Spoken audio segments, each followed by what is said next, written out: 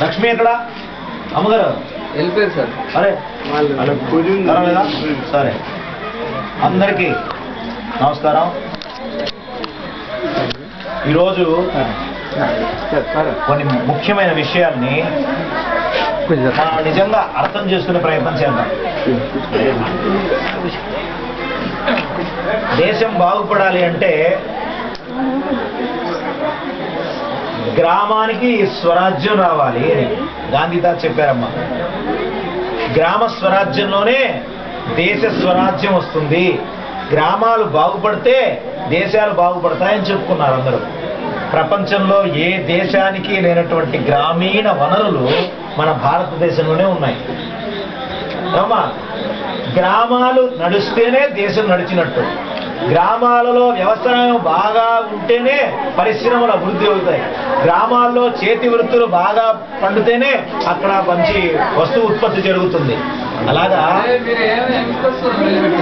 మోరేలే ఫోన్లే పుస్తరా. అయితే ఈరోజు గ్రామాలు ఎందుకు ఇంత హీన స్థితిలో ఉన్నాయి? కారణం ఏమిటి అంటే అనారోగ్యము ఒక కారణంగా నిలిచిపోయింది. మనకు పెళ్లి ఎప్పుడు చేసుకోవాలో తెలియదు, గర్భం ఎప్పుడు ధరించాలో తెలియదు, పిల్లల్ని ఎట్లా సాకాలో తెలియదు, ఏమమ్మా గర్భిణీ స్త్రీలను ఎట్లా చూసుకోవాలో తెలియదు, తాగుడు తందనాలకి దూరంగా ఎందుకు ఉండాలో తెలియదు, తంబాకుకి దూరంగా ఎందుకు ఉండాలో తెలియదు, ఏమమ్మా ఈ విధంగా పొగ తాగడం ఎందుకో తెలియదు, పొగ తాగడం ఎందుకు బంద్ చేయాలో తెలియదు, తాగుడు ఎందుకో తెలియదు. ఈ కారణాల వల్ల అనారోగ్యమనే పిశాచి, అనారోగ్యమనే భూతము గ్రామాలని పట్టి పీడిస్తుంది. ఇది ఒక్క విషయం. రెండో విషయం, సరైనటువంటి త్రాగునీటి వసతులు గ్రామాల్లో లేవు. మూడో విషయం, సరైనటువంటి విద్యా సంబంధ అభివృద్ధి కార్యక్రమాలు లేవు. 8వ తరగతి చదువుతూనే పిల్లలకు పెళ్లి చేసి పంపిస్తున్నారు. ఆ పాపకి గర్భం ఎట్ట ధరించాలో తెలియదు, పొగుడితో సంసారం ఎట్ట చేయాలో తెలియదు, అత్తతో ఎట్లుండాలో తెలియదు, వంట చేయడం తెలియదు. ఆ పాపను తీసుకెళ్లి అత్తగారింట్లో కూర్చోబెట్టేస్తున్నారు. చూడండి, ఈ విధమైనటువంటి విద్య అవేర్నెస్ మన తెలివితేటలు గ్రామాల్లో లేవు. అలాగే గ్రామానికి ఏం కావాలి, ఎవడో వచ్చి ఏదో చేస్తానంటే వెరీ గుడ్ అనుకుంటున్నాను తప్ప సరో అది కాదు, మాకు ఇది కావాలి అని చెప్పే లౌకికం మనకు లేదు. ఇవన్నీ అక్కడెక్కడో పుట్టపర్తిలో కూర్చున్న సత్యసాయి బాబా చాలా హృదయపూర్వకంగా అన్నారు. ఈరోజు గ్రామాల్లో పరిస్థితి బాగా లేదు. ప్రధానంగా నల్గొండ జిల్లాలో గ్రామాల్లో అత్యంత దయనీయమైన స్థితిలో ఉన్నారయ్యా. ఏమమ్మా ఇక్కడ చెప్పేది మంత్రాల్లాగా వినండి అమ్మా, యజ్ఞంలాగా వినండి. మీరు పూజలు చేసినా చేయకపోయినా పర్వాలేదు, వ్రతాల్లో వచ్చినా రాకపోయినా పర్వాలేదు, సత్యసాయిబాబాని దేవుడిని నమ్మినా నమ్మకపోయినా పర్వాలేదు, కానీ ఈ మాటలు మాత్రం మంత్రాలుగా తీసుకోండి.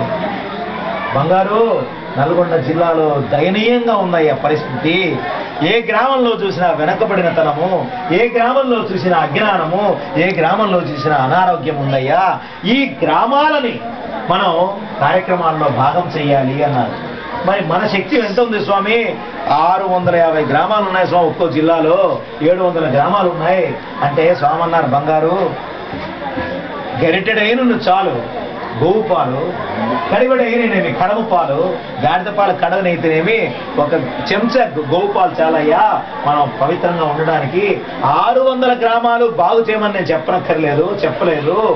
ఒక్క గ్రామం తీసుకోండి అయ్యా, ఆ గ్రామం మీద మీ ప్రాణం పెట్టండి, ఆ గ్రామం మీద మీ ధనం మనం అన్ని పెట్టండి, మీ మానాభిమానాలు దాని మీద పెట్టండి, మీ శక్తి వనరులు వ్యక్తులు శక్తులు మనుషులు అందరూ మారి చెయ్యి కలిపి ఆ గ్రామాలకు వెళ్ళండి.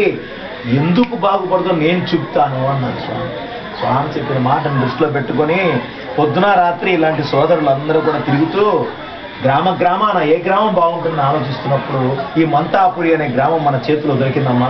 భగవంతుడు దయ వల్ల ఇది దొరికింది అనుకోండి. మీ అందరూ సామాన్యమైన విషయం కాదు. మరి ఇంత అసామాన్యమైనటువంటి ఈ కార్యక్రమాలలో గ్రామము నుంచి సరైనటువంటి స్పందన లేకపోతే ప్రయోజనం ఏమి? ఒక్కటే గుర్తుపెట్టుకోండి, ఇది శబ్దం ఎప్పుడొస్తుంది? హైదరాబాద్ నుంచి 20 ఏళ్ళు ఊపిన శబ్దం రాదు.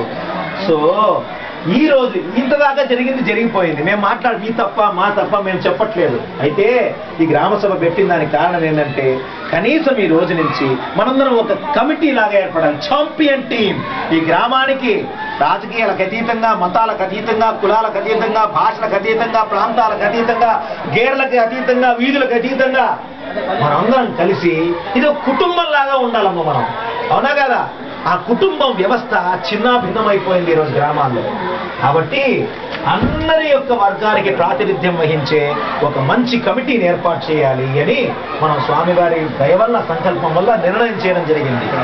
ఈ కమిటీ అంటే ఏదో డబ్బులు వస్తుంది, మనం ఖర్చు పెడతాము, సాయిబాబా స్వామి డబ్బులు పంపిస్తాం. మీరు చూసారా ఎంత అమాయకంగా ఉన్నారు ప్రజలు? సాయిబాబా స్వామి డబ్బులు పంపిస్తారా? సాయిబాబా స్వామి డబ్బులు పంపిస్తే మేము చేస్తే కూలి అవుతుంది తప్ప సేవ అవుతుందా? సాయిబాబా స్వామి చేసే కార్యక్రమాలు చూసి స్ఫూర్తి పొంది ఇలాంటి వాళ్ళందరూ కూడా అందరూ చేరి, అయ్యా నేను ఈ కార్యక్రమం చేస్తాను, స్వామి అంత చేస్తే నేను ఇంత చేయలేనా, స్వామి దేవుడే ఎంత చేస్తున్నాడు, మనిషిగా నేను ఇంత చేయలేనా అని ఉత్సాహంగా వస్తున్నారు. మీరు ఎంత పెద్దవారు తెలుసమ్మా? సెక్రటేరియట్ లో 35 ఏళ్ల సర్వీస్ అమ్మా ఆయనకి. చాలా పెద్ద స్థాయి వ్యక్తి, స్వామి కోసం అంకితం అయిపోయాడు. స్వామి ఇంత చేస్తుంటే 83 ఏళ్ల స్వామి, 62 ఏళ్ల నేను ఇట్లా ఉంటే అట్టా పొద్దున్న లేచిన దగ్గర నుంచి రాత్రి దాకా పల్లెకి తిరుగు